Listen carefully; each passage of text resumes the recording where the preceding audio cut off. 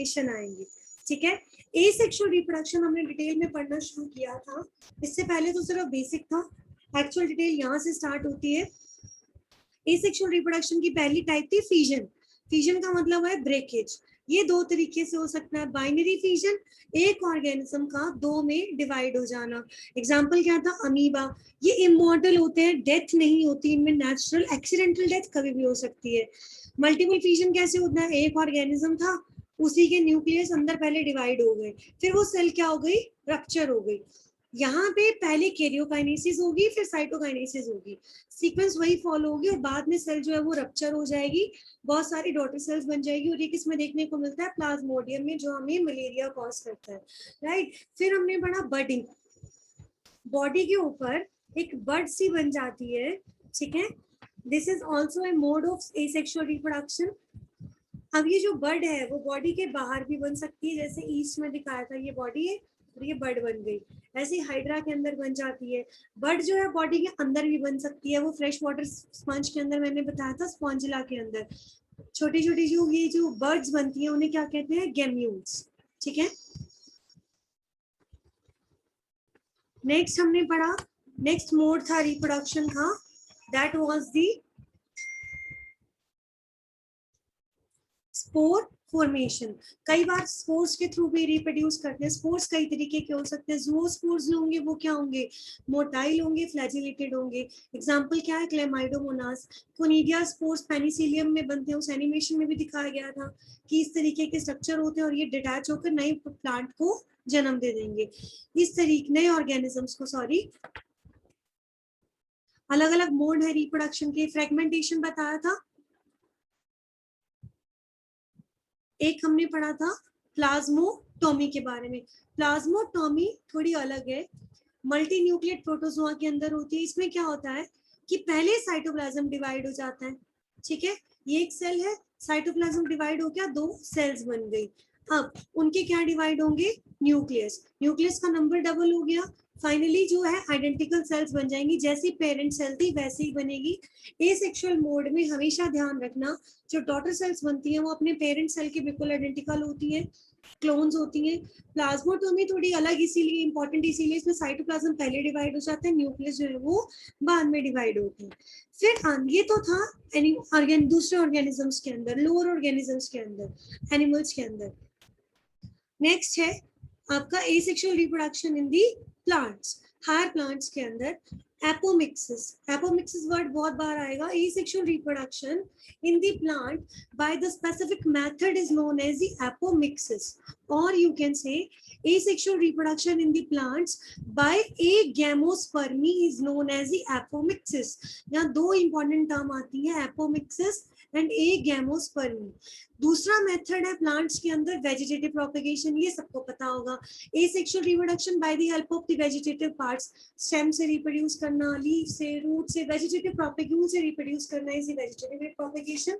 एक मेथड है agamospermy, asexual reproduction in the plants by agamospermy is known as the apomixis. Asexual reproduction in the plants by the vegetative parts is known as the vegetative propagation। ये दो methods हैं। agamospermy हम पहले पढ़ेंगे, इसमें थोड़ी सी typical definitions है, I think वो एनसीईआरटी में नहीं है, एक बार आप भी चेक कर लेना है या नहीं है, तुम्हें ये करनी है जरूर। agamospermy, formation of the embryo from the unfertilized ovule।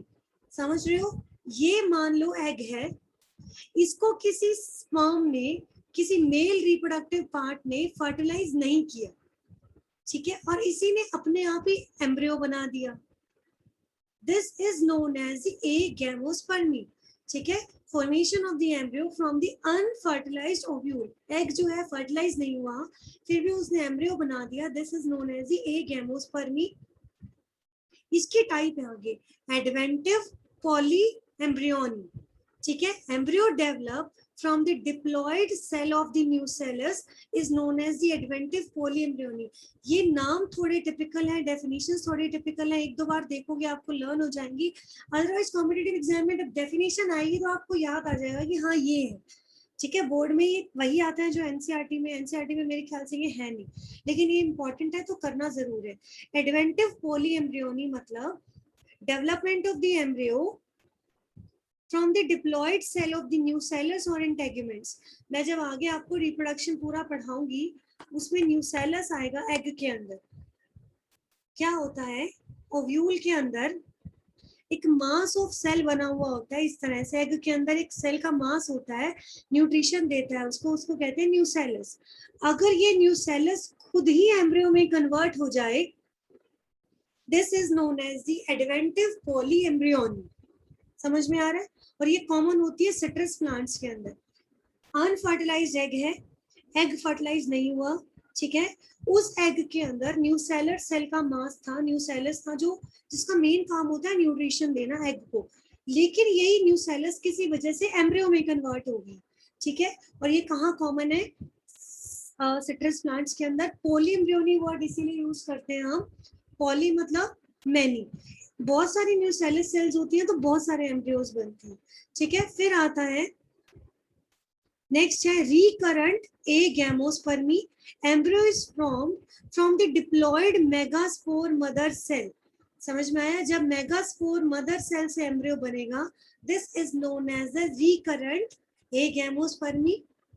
Non recurrent agamospermy का मतलब है embryo develop from the haploid unfertilized egg, ठीक है। This is also known as the parthenogenesis. Embryo is formed without the fertilization. जैसे हम बनाना में पढ़ते हैं, पार्थेनोकार्पिक फ्रूट होते हैं, सीडलेस फ्रूट होते हैं, इनमें फर्टिलाइजेशन होती ही नहीं है, इसीलिए इनमें क्या है, सीड्स भी नहीं होते, सीडलेस फ्रूट है ये।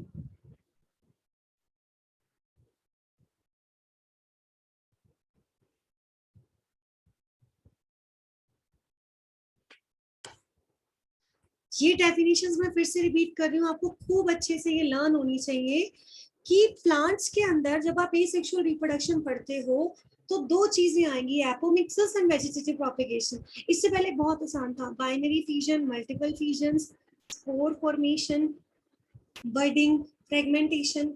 अब थोड़ा हटके पढ़ने जा रहे हो, प्लांट्स में asexual reproduction by agamospermy is known as the apomixis. Asexual reproduction by the vegetative part is known as the vegetative propagation. अब पहले हम एपोमिक्सिस पढ़ने जा रहे हैं। Formation of the embryo from the unfertilised ovule is known as the agamospermy. इसके अलग अलग टाइप हैं। एडवेंटिव में क्या होता है, सीधा न्यूसेलस ही जो है वो एम्ब्रियो बना देता है। रिकरेंट में क्या होता है, मेगास्पोर मदर बनाती है, ठीक है। नॉन रिकरेंट में क्या होता है, अनफर्टिलाइज्ड हैप्लॉइड जो एग होता है वो बनाता है, पार्थेनोजेनेसिस इसको हम कहते हैं।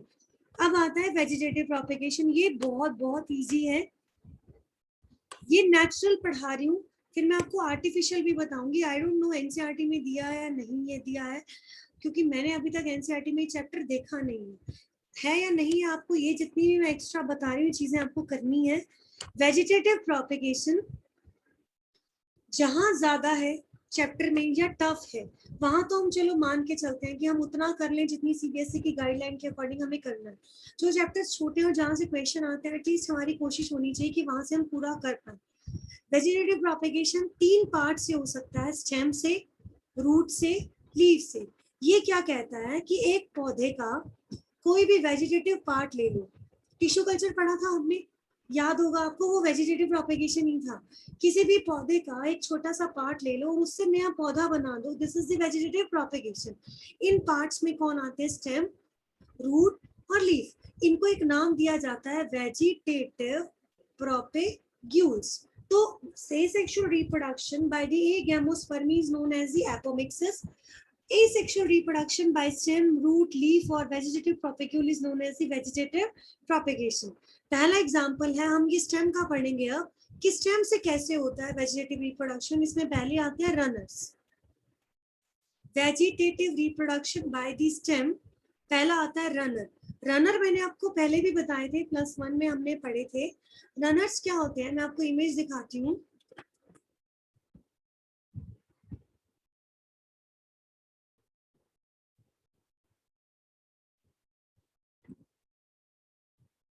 ये मेन पौधा है, ये मेन प्लांट दिखाई दे रहा है सबको? प्लीज रिप्लाई करो, दिख रहा है आपको? Yes ma'am. इस मेन प्लांट से एक साइड से ब्रांच निकल गई, this is the runner. Side stem grows out from A bird at the base of the main stem. कई पौधों में मेन स्टेम के बर्ड से, ये जड़ है, ये तना है, ये पत्ते हैं, एक बर्ड से साइड स्टेम निकल गई रनर, और ये यूं हॉरिजॉन्टल जमीन पर फैल गई। इसके ऊपर एक बर्ड थी, इस बर्ड ये जमीन के कांटेक्ट में आई, यहाँ से नया पौधा निकल आया, ये फिर आगे बढ़ी, अगला बर्ड आया, नॉड आया, यहाँ से अगला पौधा निकल आया। इस तरीके से स्टेम ने नए नए पौधों को जन्म दिया। This is the vegetative propagation by the stem. और इसका एग्जाम्पल क्या है? रनर। समझ में आ गया होगा बहुत अच्छे से, मैं इमेज शेयर करूंगी। ये वाली मेन पौधा है, इसकी बर्ड से रनर निकला, रनर फैलता गया, ऐसे फैला हुआ है रनर। जहां जहां बर्ड आती जाएंगी, जमीन के कांटेक्ट में आएंगी और एक नए पौधे को जन्म दे देंगी। देखो थोड़ी देर बाद क्या हुआ, इस बर्ड से रूट, शूट, लीफ, नया प्लांट निकल गया, फिर यहाँ से रूट, शूट, लीफ, नया प्लांट निकल गया। इस तरह से नए नए पौधों का जन्म होता जाएगा। ठीक है, this is known as the runner.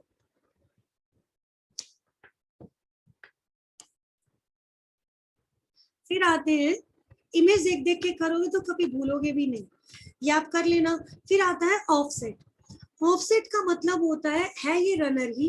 Aquatic plant में जब रनर पाए जाते हैं तो उसको एक नए नाम से जाना जाता है, ऑफसेट। ध्यान देना इस डायग्राम में और इस डायग्राम में मैंने यहाँ हर चीज मोटी मोटी बनाई है, स्वॉलन बनाई है। ये हर पार्ट स्वॉलन होता है ताकि जो है वो फ्लोट कर सके।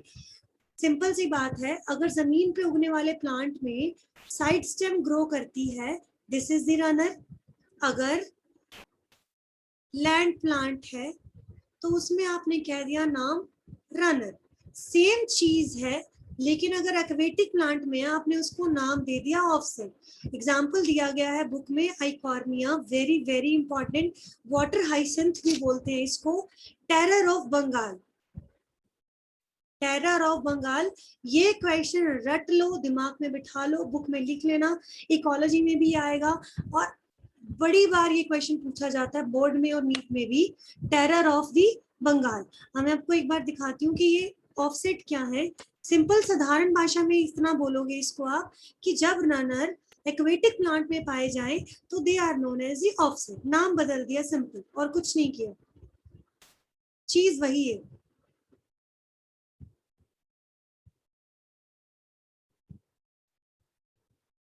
ये देखो, ये नीचे वाला डायग्राम दिखाई दे रहा है सबको, दिस ये रिप्रेजेंट कर रहा है ऑफसेट इन दी आइशोर्निया। ये देखो सब कुछ स्वॉलन है, पानी के अंदर है, ये पानी के अंदर। ये नहीं, ये एक पौधा था, ये एक बर्ड है, बर्ड से एक नई स्टेम चली पानी में, क्योंकि पानी में उगने वाला प्लांट है, वाटर से न्यूट्रिशन लेके एक नए पौधे को जन्म दे दिया। फिर एक नया ऑफसेट आएगा, फिर एक नया पौधा उग जाएगा, फिर एक नया ऑफसेट आएगा, फिर एक नया पौधा उग जाएगा। इस तरीके से ऑफसेट। इसको टेरर ऑफ बंगाल क्यों कहा जाता है? आइशोर्निया जो है, आइकॉर्निया, आइशोर्निया कुछ भी बोल सकते हो, बेहद खूबसूरत प्लांट होता है ये। सुंदर सुंदर लीफ, सुंदर सुंदर फ्लावर्स होते हैं इसके अंदर, वाटर हाइसेंथ बोलते हैं। बंगाल के लोगों ने क्या किया, इसको किसी और कंट्री से लेकर आए और अपनी झील में उगाया। पानी में उगता था ताकि लोग बोटिंग करने आएंगे, खूब सारे सुंदर सुंदर फ्लावर दिखाई देंगे, बट उन्हें नहीं पता था वो इतनी बड़ी मुसीबत मोल ले रहे हैं। क्या हुआ, ये तो वेजिटेटिव प्रोपेगेशन करता था। वेजिटेटिव प्रोपेगेशन बहुत फास्ट होती है, तुरंत ऑफसेट निकलते गए, नए नए नए पौधे उगते गए। एक वक्त ऐसा आया कि जिसको वो डेकोरेशन के लिए लाए थे वो वहां का टेरर बन गया, खौफ बन गया।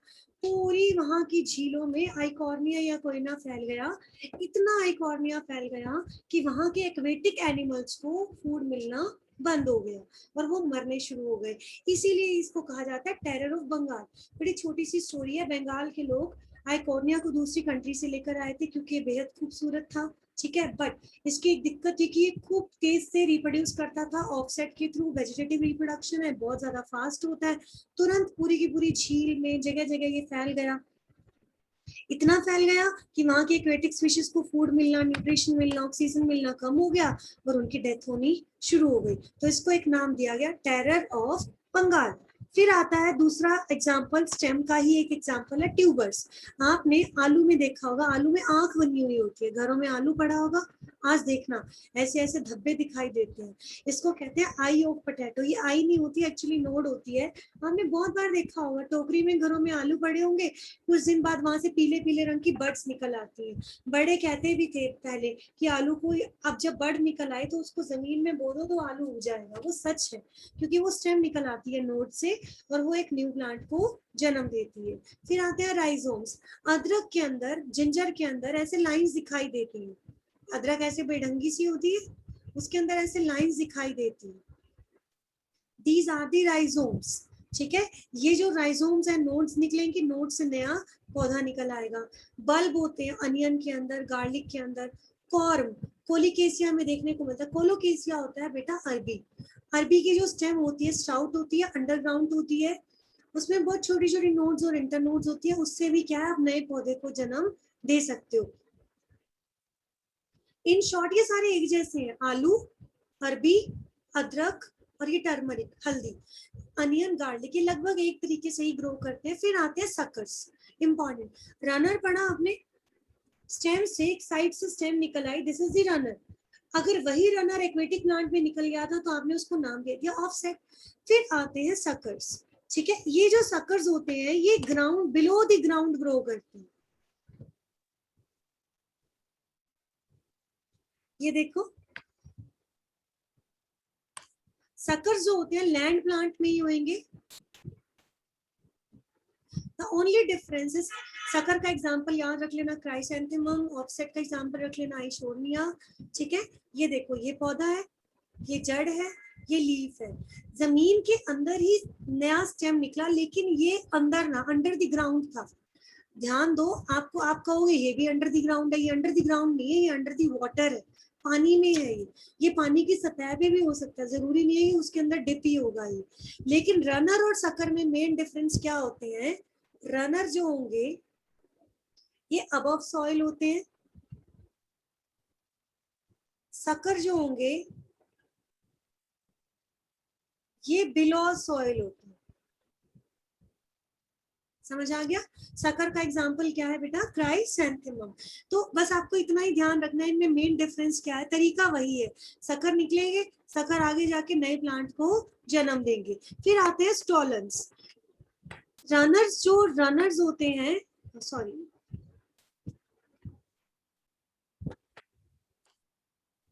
ठीक है, स्टॉलन का मतलब होता है स्ट्रॉबेरी के प्लांट के अंदर एक लूप लाइक रनर निकलता है, this is known as the stolen.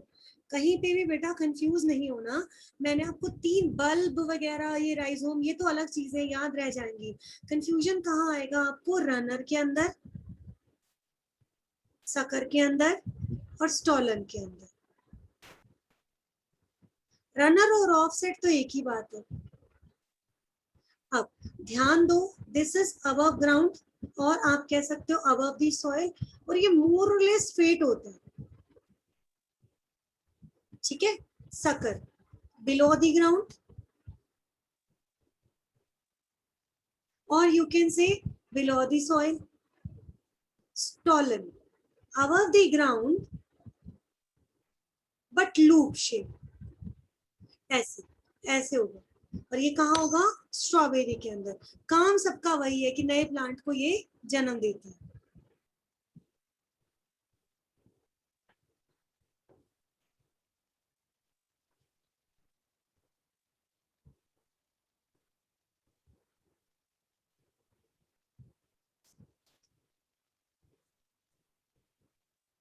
Strawberry का पौधा दिखाई दे रहा है। अब यहाँ बेटा इन्होंने लूप शेप नहीं दिखाई देगी, कई जगह रनर स्टॉलर एक ही नाम से जाने जाते, कोई अंतर नहीं है। फिर भी अगर आपको कोई ज्यादा कहता है तो इतना आएगा, runner of the strawberry is known as the stolon. क्यों? क्योंकि वो लूप शेप में होती है। कई बुक्स में आपको रनर और स्टॉलर में कोई भी अंतर नहीं मिलेगा। फिर से रिपीट कर रही हूँ, कहीं कहीं पे ऐसा पूछा जाएगा, runner of the strawberry is given a specific name is known as the stolon, runner of the aquatic plant is given a specific name offset। ये अलग अलग तरीके के घुमा के क्वेश्चन है, चीजें सारी की सारी सेम है। तो गौर करना इस पे, इसको खूब अच्छे से पढ़ना। फिर भी कहीं डाउट आएगा, मैं ये इमेज भी आपको ग्रुप में दे दूंगी, नोट्स भी दे दूंगी। नेक्स्ट है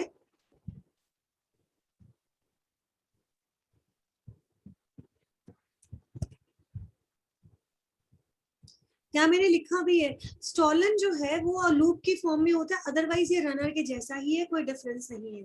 फिर आता है vegetative reproduction by the root. अभी मैंने आपको पढ़ाया vegetative reproduction by the stem, runner, sucker, stolons, bulb, rhizomes, ये सब कुछ इसमें आ गया था। अब हम पढ़ेंगे vegetative reproduction by the root. Root से भी वेजिटेटिव रिप्रोडक्शन होता है। इसके एग्जांपल्स बहुत इंपॉर्टेंट है, एनसीईआरटी में एग्जांपल्स थोड़े कम दिए हुए हैं, इसमें एक आधा एक्स्ट्रा आप कर लेना।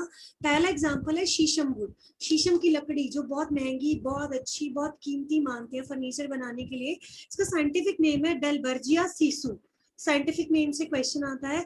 इसमें वेजिटेटिव रिप्रोडक्शन किससे, रूट से, मतलब रूट का पार्ट अलग कर दो, नई रूट जो है नए पौधे को जन्म दे देगी। स्वीट पोटैटो, ठीक है, जो घरों में आप खाते हो, इसका जो साइंटिफिक नेम है ये आइपोमिया बटाटास, ठीक है। स्वीट पोटैटो, इसमें भी क्या है, इसमें इर्रेगुलर रूट्स होती हैं, ये देख रहे हो डायग्राम, इर्रेगुलर रूट्स होती हैं। ये सॉइल है, सॉइल के नीचे ऐसे इर्रेगुलर सी अजीब सी रूट होती हैं, उस रूट से साइड से नोड्स निकलती हैं, उन नोड्स को कहते हैं, बड्स को कहते हैं रेडिकल बड्स। स्वीट पोटैटो के अंदर इर्रेगुलर सी रूट होती है, यहाँ पे बर्ड्स होती है, इस बर्ड को कहते हैं रेडिकल बर्ड। इस रेडिकल बर्ड से एक नया प्लांट जो है वो सीधा जन्म ले लेगा। नीचे क्या निकलेंगी, रूट, ऊपर शूट और लीफ। फिर आता है vegetative reproduction by the leaf. इसमें बेटा एक एक दो एग्जांपल है, ज्यादा नहीं है, स्टेम में ज्यादा था पढ़ने के लिए। लीफ में एग्जांपल है bryophyllum, very common example. Rare example है बिग्नोनिया, हेलन कैलन कोई, कैलन कोई बोलते हैं, कैलन चोई नहीं है, ये एक्चुअल साइलेंट है। बिग्नोनिया, कैलन कोई एंड ब्रायोफाइलम। इनके जो लीफ होते हैं वो थिक फ्लैशी होते हैं, थिक मोटे होते हैं, फूले हुए होते हैं। आई थिंक एनसीईआरटी में होगा ये डायग्राम, ये देख रहे हो, इस तरीके के लीफ होते हैं इसके अंदर। लीफ पे ही बर्ड पाई जाती है, ये बड़ा रेयर है, सुनने में बड़ा अजीब लग रहा है कि पत्ते के ऊपर ही लीफ होती है। जैसे ये लीफ मैच्योर हो गया, जमीन में गिर गया, ठीक है, मैच्योर होकर जमीन में गिर गया, इसकी जो बड होती है वो सॉइल के कांटेक्ट में आ गई, जैसे ही सॉइल के कांटेक्ट में आएंगी न्यूट्रिशन मिलेगा, नया प्लांट ग्रो कर जाएगा। This was all about the natural vegetative propagation. समझ में आया? अब तक हमने लो ऑर्गेनिजम्स में पढ़ा था ना, फिजन, बर्डिंग, फ्रेगमेंटेशन, प्लाज्मोटोमी। फिर हमने पढ़ा प्लांट्स में दो तरह से होता है, एपोमिक्सिस, और मैंने एक बताया आपको वेजिटेटिव प्रोपेगेशन, ठीक है। एपोमिक्सिस में आपको एक वर्ड याद रखना है, गैमोस्पर्मी। ये तीन तरह से थी, एडवेंटिव, रिकरेंट और एक नॉन रिकरेंट। ध्यान होगा सबको। एडवेंटिव में किससे अराइज होता है एम्ब्रियो, न्यूसेलस से। न्यूसेलस किसको जन्म देता है, एम्ब्रियो को। रिकरेंट में क्या होता है, मेगास्पोर मदर सेल क्या बनाती है, एम्ब्रियो। देखो बनाना तो एम्ब्रियो ही है ना, रिप्रोडक्शन ही कराना है। रिकरेंट में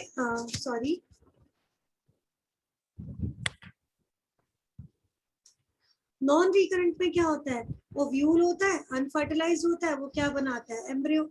इस तरह से सिंपल सा पढ़ा था।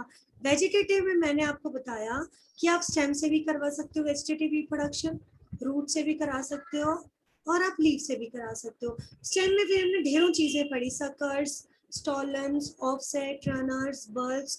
रूट में हमने दो ही एग्जांपल पढ़े, शीशम वुड और एक हमने पढ़ा स्वीट पोटैटो। लीफ में बिग्नोनिया पढ़ा हमने, ठीक है, ब्रायोफाइलम पढ़ा और एक हमने कैलन कोई पढ़ा। ये एग्जांपल्स थे। यहाँ तक ये हो गया नेचुरल वाला। आपको पता है वेजिटेटिव रिप्रोडक्शन जो है वो आर्टिफिशियल भी होती है। आपने गुलाब के खेती करते तो बहुत बार देखा होगा, बड़ी कॉमन है ये। अगर आप रूरल एरिया के आसपास रहते हो कहीं आपने जरूर देखा होगा, नहीं देखा तो अगर कभी भी चांस मिला मैं पक्का आपको एग्रीकल्चर यूनिवर्सिटी दिखाऊंगी, वहां ये सब काम जरूर होते हैं। आर्टिफिशियल वेजिटेटिव प्रोपेगेशन जो लैब में किया जाता है, सबसे पहले आपको बता दूं टिश्यू कल्चर इसी का ही एक एग्जांपल है।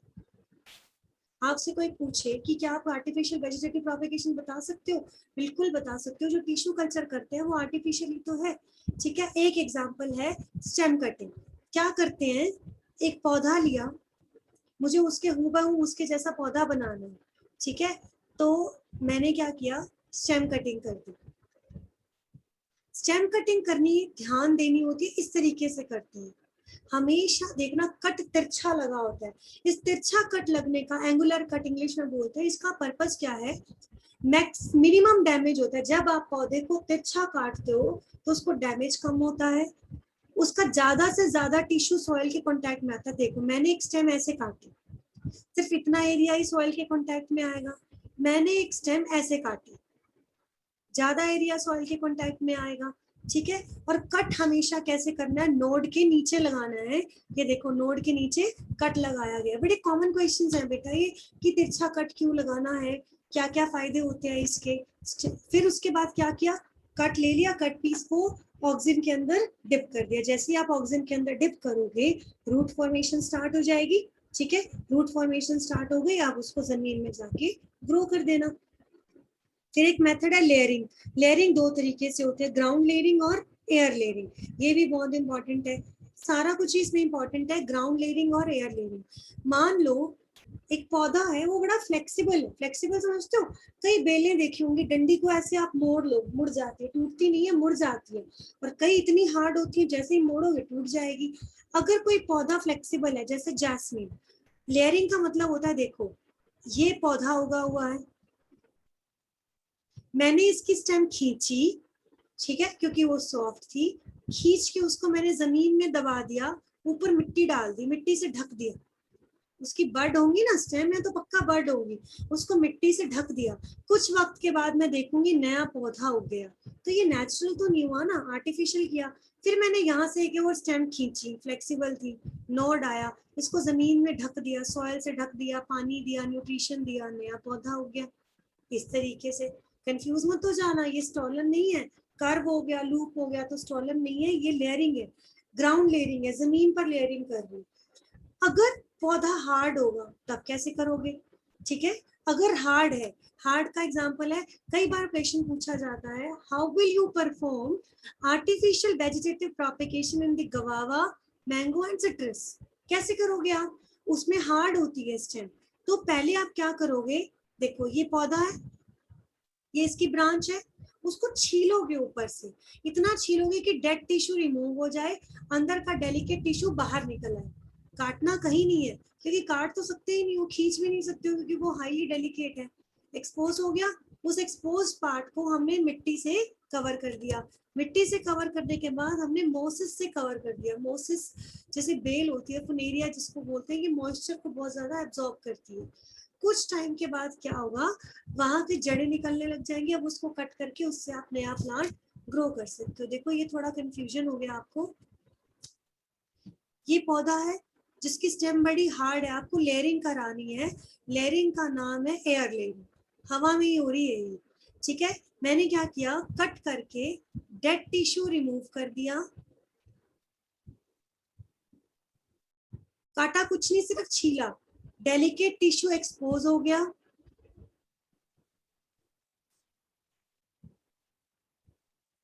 हवा में ही काम हो रहा है, इसको सॉइल से कवर कर दिया, फिर इसको मोसिस से कवर कर दिया, ये भी एक ब्रायोफाइट होते हैं, मोसिस से कवर कर दिया। अब ये मॉइस्चर एब्जॉर्ब करेगा। मोसिस से कवर करने का मतलब क्या है, मॉइस्चर एब्जॉर्ब करेगा, रूट्स अराइज हो जाएंगे पौधे के ऊपर ही। यहाँ मुझे पता लग गया कि एक हिस्से से रूट्स निकलनी शुरू हो गई है। अब यहाँ से इसको कट करके ले जाकर जमीन में लगा देंगे तो ये नया प्लांट उग जाएगा। This is known as the air layering. सारा काम हवा में किया। ग्राउंड लेयरिंग कैसे की थी, स्टेम को खींचा, फ्लेक्सिबल था, उगा दिया। एयर लेयरिंग हवा में ही सारा काम किया गया। Grafting very very important. Grafting एक तरह से हाइब्रिडाइजेशन है। ग्राफ्टिंग में आपने कई बार ये गुलाब के पौधों में किया होता है, एक डंडी से दूसरी डंडी को जोड़ रखा होता है और बांध रखा होता है। एक रोज है, मतलब एक गुलाब है, वाइल्ड वैरायटी है, जिसके रूट सिस्टम बड़ा जबरदस्त है। जो वाइल्ड रोज होते हैं ना, आपने गुलाब के फूल ऐसे भी देखे होंगे जो देखने में बड़े बेकार होते हैं, दो तीन पत्तियां होती हैं, वो भी गिरी पड़ी होती हैं। कुछ आपने गुलाब देखे होंगे बहुत बड़े बड़े सुंदर सुंदर होते हैं। ये जो ऐसे होते हैं ना, ये वाइल्ड वैरायटी होती है, इनके फूल तो सुंदर नहीं होते, लेकिन इनके रूट सिस्टम बड़ा जबरदस्त होता है। और एक गुलाब है जो बहुत सुंदर है, डेलिकेट है।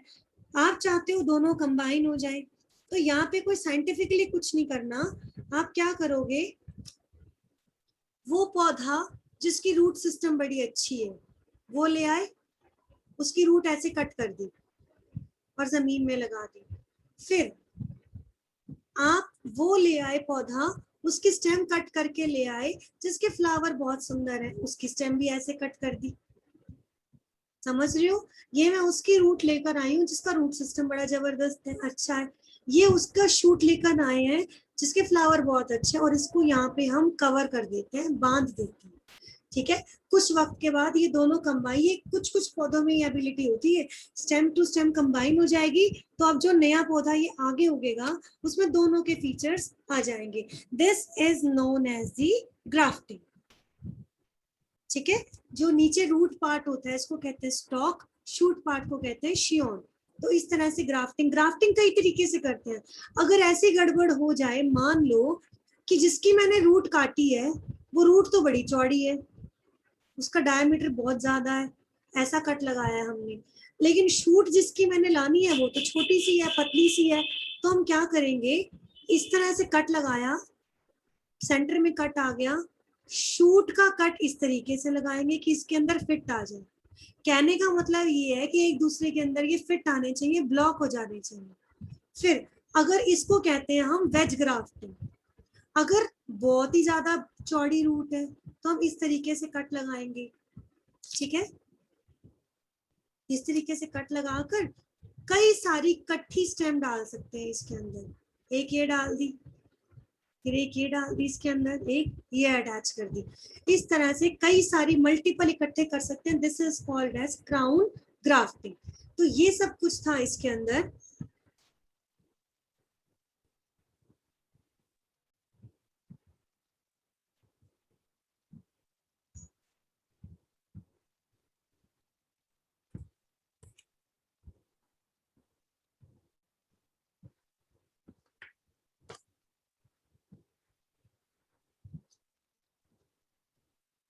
इसको सुनो आप,